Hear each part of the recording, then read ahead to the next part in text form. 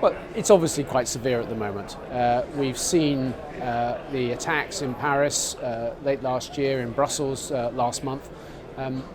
It shows that the upheavals in Syria and in Libya have created a new style of terrorist threat. There's a new organization, Islamic State, which has taken root, has different ambitions from Al-Qaeda, and there have been not just hundreds but thousands of people who have gone to fight with these organizations in Syria, some of whom are returning back to their European homes.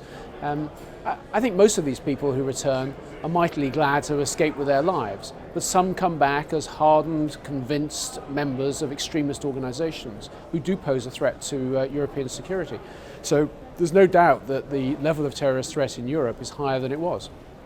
Well, I think the migrant crisis is posing a different sort of challenge, and Europe had 1.3 million asylum seekers last year. It's a huge number, and although the surge has eased a little bit, the numbers are still flowing. There have already been 175,000 migrants arriving in Europe in the first 3 months of this year. So these are large numbers before any summer surge that we may or may not see. So the migrant crisis is putting a big strain on European countries, especially in Central Europe and Germany and in Scandinavia, about how they absorb the sheer numbers of people that are arriving. I think we're seeing some stability returning to Libya. Let's hope the new government there is able to take root. The fighting in Syria is not as intense as it was late last year, although there are some signs of it re-emerging again.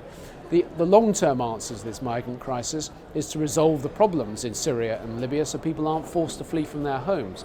But in the meantime, we have to deal with the consequences of those conflicts. I think we should respect the fact that the overwhelming majority of these refugees are genuine refugees fleeing because they've got no other choice. Their homes have been destroyed in Syria. The capacity of countries like Lebanon and Turkey and Jordan to absorb them is very limited. The challenge for Europe isn't so much with the first wave of refugees.